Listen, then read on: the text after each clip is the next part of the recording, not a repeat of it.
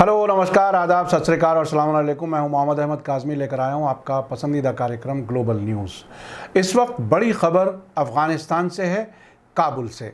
अफ़गानिस्तान से बड़ी खबर यह है कि अमरीकी फ़ौजियों के अफ़गानिस्तान से निकलने का सिलसिला शुरू होने पर तालिबान की तरफ से हमलों के ख़तरे का सामना करने के लिए अफ़गान फ़ौज को अलर्ट यानी सतर्क कर दिया गया है। अमरीकी और नेटो फ़ौजियों की वापसी का सिलसिला 1 मई को शुरू होकर 11 सितंबर तक मुकम्मल होना है। अब तक अमेरिका की यही पोजीशन है।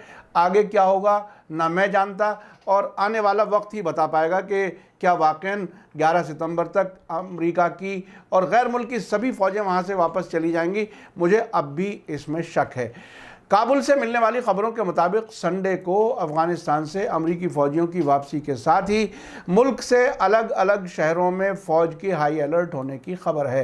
राजधानी काबुल के सभी चेक पोस्टों के अलावा अफ़गानिस्तान के कई शहरों की चेक पोस्टों पर फ़ौज को अलर्ट कर दिया गया है।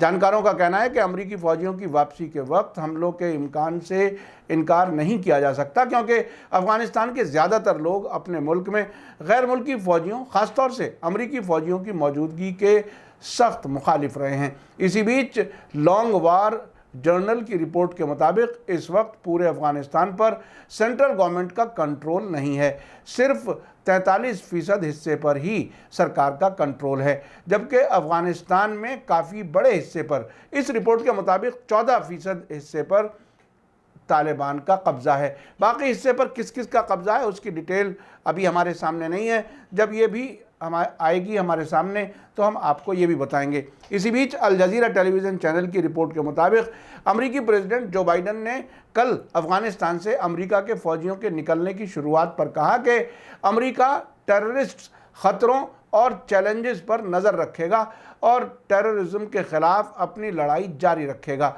मुझे इसी पर भरोसा नहीं है, क्योंकि जब ये टेररिज्म का बहाना लेकर के अपनी फ़ौजें कहीं भी बिठाते हैं, इनकी नीयतें कुछ और होती हैं और ज़बान पर कुछ और होता है।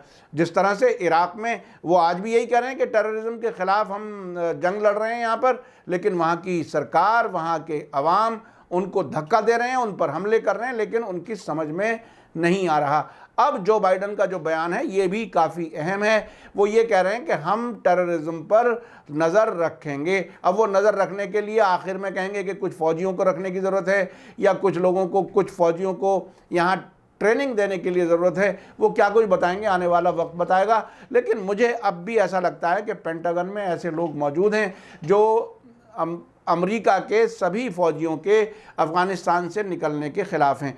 अमेरिकी प्रेसिडेंट ने यह भी दावा किया है कि टेररिज्म के मुकाबले के लिए पूरी दुनिया में हम अपनी तैयारी को सुरक्षित रखेंगे, यानी हम अपनी तरफ से अपना जो हक़ है टेररिज्म के ख़िलाफ़ लड़ने का वो हम बाकी रखेंगे।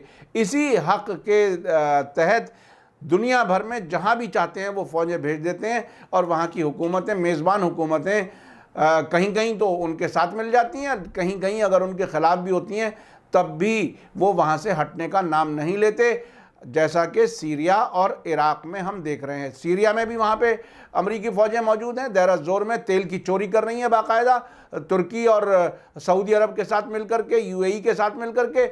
और इराक़ में भी जिस जिस इलाके में दाइश के टेररिस्ट हैं वहीं अमरीकी फ़ौजियों की छावनियाँ हैं, या ये कहा जाए कि जहाँ अमरीकी फ़ौजियों की छावनियाँ हैं वहीं टेररिस्ट को पनाह मिली हुई है। ये अपने आप में एक बहुत बड़ी त्रासदी है, बहुत बड़ा क्राइसिस है जो अमेरिका दुनिया भर के मुल्कों में बाकी रखता है।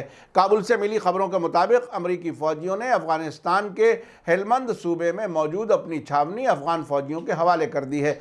20 बरसों तक अमरीकी फ़ौजियों की अफ़गानिस्तान में मौजूदगी के दौरान 38,000 से ज़्यादा आम लोग मारे गए हैं। ये तो वो रिपोर्टें हैं जो जिनकी रिपोर्ट्स इकट्ठी हो चुकी हैं, लेकिन सही तादाद मैं नहीं समझता कि कोई भी बता सकता है। आपको ये भी बता दूं कि टेररिज्म से मुकाबले के नाम पर अमेरिका की लीडरशिप वाले नेटो अलायंस ने 2001 में अफ़गानिस्तान पर हमला किया था।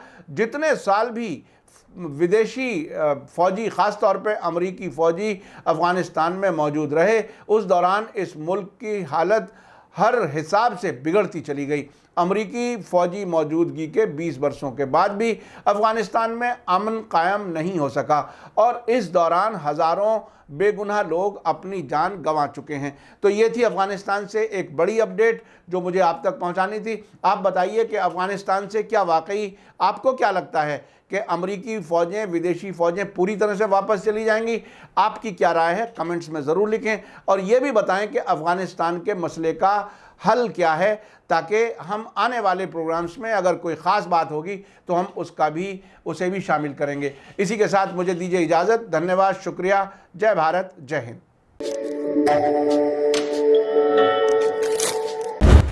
मीडिया स्टार वर्ल्ड के और वीडियो देखने के लिए हमारे चैनल को सब्सक्राइब करें और सीधे नोटिफिकेशन पाने के लिए बेल आइकन दबाएं। और अगर हमारी खबर सच्ची और अच्छी लगे तो अपने व्हाट्सएप, इंस्टाग्राम, फेसबुक और ट्विटर अकाउंट पर ज़रूर शेयर करें।